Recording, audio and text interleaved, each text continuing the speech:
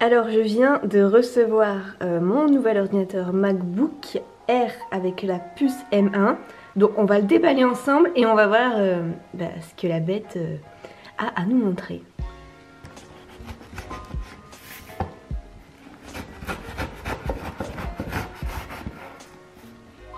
Alors il me paraît quand même assez petit comme ça, mais c'était pas plus mal.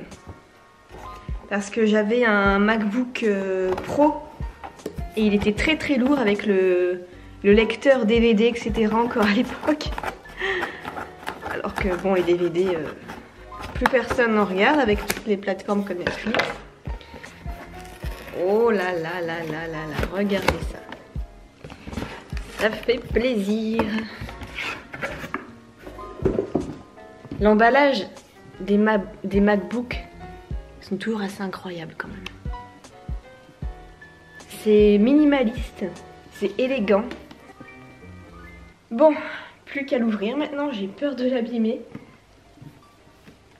Et c'est super bien pensé, il y a une petite étiquette ici qui permet de l'ouvrir. Même l'expérience client de déballer le produit Apple, c'est super agréable. On n'est pas là en mode ouais vite. Non, c'est élégant jusqu'au bout, jusqu'au détail. Je crois que ce qu'on peut en retenir d'Apple, c'est vraiment les détails dans l'expérience client. C'est vraiment une source d'inspiration. Alors là, le meilleur, quand tu ouvres le couvercle comme ça, comme un cadeau de Noël.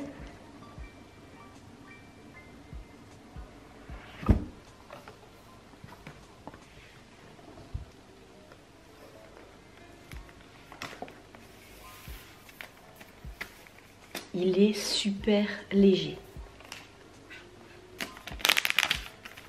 Même ça, pour déballer ça, c'est hyper bien fait.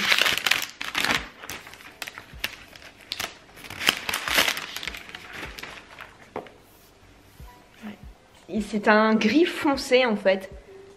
Donc franchement super élégant. Ça change du gris clair que j'avais. Et ici, qu'est-ce qu'on a? On a donc, c'est quoi ça? C'est le chargeur. Mais il est tout petit. Ça change du chargeur du MacBook Pro que j'ai. Déjà, le chargeur en plein milieu, t'as un gros carré comme ça. Super lourd. Là, on dirait un chargeur de téléphone. Et ici, ah ouais, ça se charge en fait comme un téléphone. Donc c'est pas mal. Et ici, donc on a, je sais pas, mais c'est pas intéressant. Ok. Vraiment super léger. C'est super bizarre. Ah, ça s'ouvre directement en plus. Ok, pourquoi pas. MacBook Air. Donc voilà un petit peu comment ça se présente.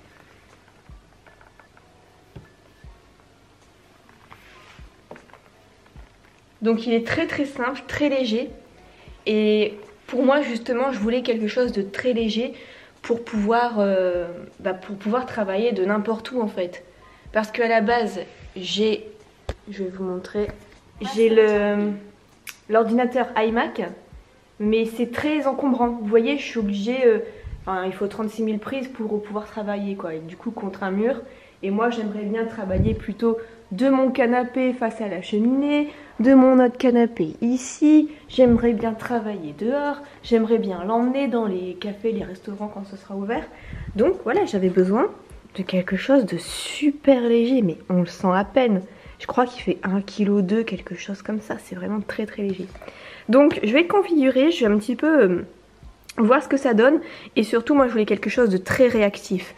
Parce que mon MacBook Pro déjà n'a jamais été très réactif. Parce qu'il n'y avait que 4 Go de mémoire vive. Donc c'était pas assez pour tout ce que je voulais faire, le montage vidéo, etc.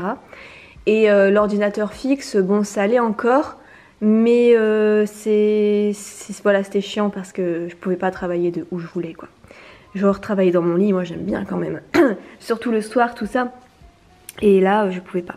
Donc, je vais configurer l'ordinateur et je vous ferai je vous donnerai mon feedback un peu plus tard dans la journée. Alors, je suis toujours en train de configurer le Mac Air. Et ce qui est bien comme nouveauté, c'est le Touch ID. C'est utiliser l'empreinte digitale pour déverrouiller votre Mac et effectuer des achats grâce à Apple Pay. Commencez par placer votre doigt ou votre pouce. Ce qui est bien ça, parce que ça évite à chaque fois de mettre les mots de passe, etc., la carte bancaire. Là, grâce au petit pouce, eh ben, il suffit de le placer sur cette touche ici, mince, ici, et du coup, ça va enregistrer mon doigt. Donc ça, c'est juste trop bien. C'est encore une fois, c'est les détails qui font l'expérience client. Il faut que je montre une autre fonctionnalité intéressante aussi. Quand on veut déverrouiller, normalement, en fait, on met le mot de passe. Regardez ici, il suffit de mettre son doigt. Hop, c'est déverrouillé. Le son est excellent également parce qu'on a une barre de son ici et une barre de son ici. C'est comme si ça montait dans l'air en fait et que ça nous faisait un cinéma un petit peu... Un cinéma, lapsus, un son un petit peu effet cinéma qui va dans l'air. Donc forcément, ça donnera pas du tout la même expérience là comme ça, mais franchement le son est vraiment excellent pour eux. J'ai vraiment été étonnée.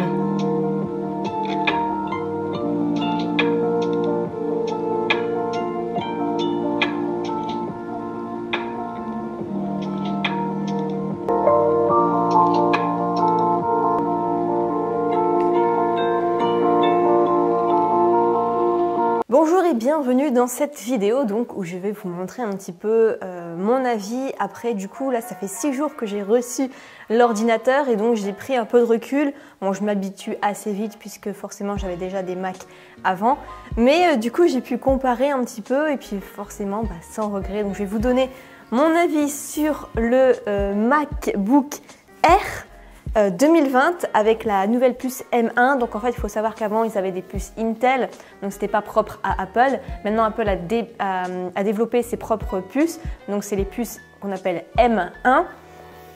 Donc on se doute qu'il y aura des M2 et M3 etc. Mais la puce M1 forcément c'est la qualité Apple, donc c'est plutôt sympa. En fait l'ordinateur est plus rapide, je trouve plus réactif. Donc voilà comment il se présente. Il est très léger, je crois qu'il fait, non je vais pas dire de conneries, je sais plus exactement le poids, mais il est très fin, donc c'est très agréable à porter.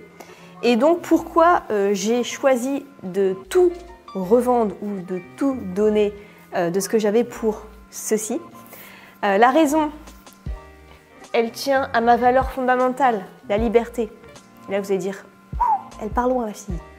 Parce qu'en fait, avant, j'avais un iMac, donc c'est génial, c'est la Rolls-Royce pour travailler, avoir un iMac. Mais en fait, quand on a cette liberté qui est essentielle dans le travail, on se sent prisonnier à un fil avec un gros ordinateur. Vous voyez, il faut tout le temps avoir une prise, il faut tout le temps travailler chez soi, à un bureau fixe, on ne peut même pas bosser depuis le canapé. Donc moi j'avais besoin de légèreté, j'avais besoin de pouvoir travailler avec mon ordinateur depuis le canapé, depuis mon bureau derrière, depuis mon jardin, depuis je sais pas, depuis un restaurant quand ce sera ouvert, depuis chez quelqu'un, depuis un coworking, depuis un bar, ou même l'emporter parce qu'il est léger en vacances. Tout ça je pouvais pas le faire. Donc c'était assez frustrant en fait, parce que je devais tout le temps bosser à une place fixe avec une prise. Et je peux vous dire qu'à force c'est lassant. Là au moins je peux changer en fait, je peux travailler devant le feu, je peux travailler devant la télé, je peux travailler dans mon lit. Donc c'est par rapport à ce principe de liberté. Donc en fait avant j'avais donc un iMac que j'ai acheté en 2018, début 2019, un truc comme ça. Donc il est quand même assez récent. Donc là je l'ai revendu. J'avais un MacBook Pro portable que j'avais acheté en 2015, mais il n'a jamais été très réactif. Hein. Je veux dire, le temps que je charge une page internet, j'avais le temps de me faire un thé, quoi. Donc c'était super chiant. Combien de fois j'ai vu le curseur, tu sais, vous savez, le petit curseur qui tourne, là, la petite roue en couleur, c'était constamment, enfin, en tout, je devais perdre une demi-heure par jour, rien qu'à attendre que le curseur se charge, quoi. Donc c'était plus possible. Mais je crois que c'était un défaut de fabrication parce que c'était du reconditionné et il était mal reconditionné. Je l'avais eu chez Boulanger. Chez Boulanger, j'ai eu pas mal de problèmes en achetant des produits. Ma sœur, c'est pareil, elle était tombée sur les anciennes photos de la personne qui avait le téléphone alors que le truc était censé être neuf. Ma mère, pareil, elle avait acheté un téléphone, il y avait encore les anciens paramètres, enfin les anciennes photos de la personne, enfin heureusement qu'il n'y avait rien de compromettant, hein. Mais chez Boulanger, franchement, je conseille pas. Donc là, en fait, cet ordinateur-là, du coup, je me suis dit, ok, bah, je vais acheter directement sur le site d'Apple, comme ça, je serai sûre. Donc j'avais posté un pseudo en fait sur mon compte pro Facebook. Je demande beaucoup, parce que c'est surtout des entrepreneurs dessus, et je demande beaucoup mon avis dessus, et beaucoup m'ont conseillé que le nouveau MacBook Air, ça suffisait largement en fait en tant qu'entrepreneur du web. Donc je me suis dit, ok, bah, je suis convaincue, j'ai regardé des vidéos, et ça me semblait vraiment bien. En fait, le plus important pour moi, c'était de savoir quelle était la réactivité de ce Mac-là avec Final Cut Pro, puisque je fais beaucoup quand même de montage vidéo, que ce soit pour YouTube, mes autres chaînes YouTube, ou aussi pour mes formations vidéo. Donc j'avais besoin de quelque chose de très réactif sur ce point-là. J'ai vu une vidéo de quelqu'un qui faisait justement un test de cet ordinateur avec Final Cut Pro. Il n'y avait aucun souci, donc je me dis, allez, on commande. Donc ça, ce sont les différentes raisons. J'avais une tablette également, mais la tablette, je me suis jamais faite à l'idée. Je l'ai donnée à ma sœur. Donc bref, je ne regrette vraiment pas mon achat. Alors par contre, le souci, je me suis rendu compte il y a 2 jours et je me suis dit, mince, c'est ballot.